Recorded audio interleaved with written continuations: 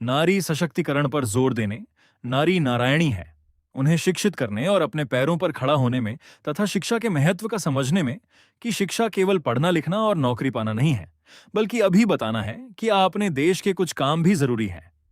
इसी भावधारा को लेते हुए हमारे व्याख्याता श्रीमती शांति सोनी ने अनेक अभियान चलाए। इन अभियानों में मुख्यतः जल बचाओ और जल का उचित उपयोग करना, साथ ही पर्यावरण का संरक्षण करना, नशा मुक्ति अभियान तथा साथ में महिलाओं को होने वाले मासिक धर्म चक्र के बारे में बताना कि मासिक धर्म महिलाओं के लिए अभिशाप नहीं है। इन सभी आदर्श को लेकर उन्होंने एक अभियान चलाया।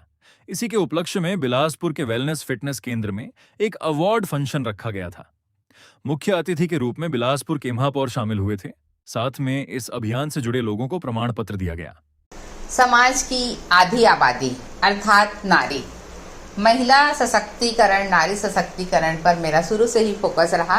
NEP 2020 हमारी नई शिक्षा नीति के तहत हर हाथ में हुनर के अंतर्गत मैंने शिक्षा को केवल किताबी ज्ञान तक सीमित नहीं रखा, मैंने उसमें कौशल विकास आधारित व्यावसायिक प्रशिक्षण को भी शामिल किया, जिसके तहत मैंने ग्रीष्मावकाश में अपने स्वयं के व्यय से निःशुल्क ब्यूटी पार्लर का प्रशिक्षण एवं निःशुल्क सिलाई प्रशिक्षण, इन दोनों प्रशिक्षण को मैंने किशोरियों, छात्राओं और ग्राम पंचायत महमंद की महिलाओं को प्रेरित करके सिखाया। आज सभी महिलाएं आत्मनिर्भर हो गई हैं, अपने पैरों पर खड़ी हैं, उनके चेहरे पर अपने आत्मविश्वास की स्पष्ट झलक दिखाई देती है।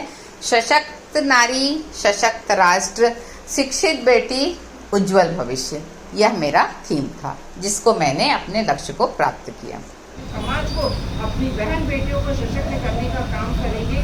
इसी भाव के साथ आज आप लोग ने मुझे इस सेंटर में आमंत्रित करके जो सम्मान दिया, उसको बहुत धन्यवाद देती हूँ। बधाई देती हूँ, आप लोग आगे बढ़िए और अपना प्रदेश और देश का नाम रोशन करेंगे। सशक्त होंगे। जब बेटियाँ और माँ सशक्त होती है तो निश्चित रूप से वो परिवार पूरा सशक्त होता है।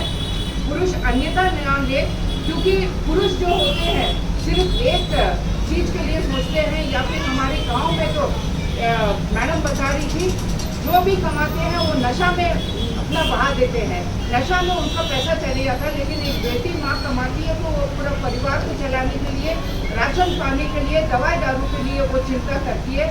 तो आप लोग अपना परिवार के साथ पूरा समाज को भी सशक्त करेंगे, इसी भाव के साथ है।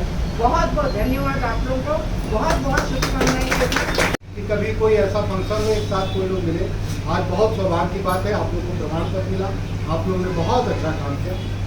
देखिए, संस्कार, मैडम ने कई बार कहा कि हमको संस्कार बहुत अच्छे। संस्कार का मतलब क्या होता है?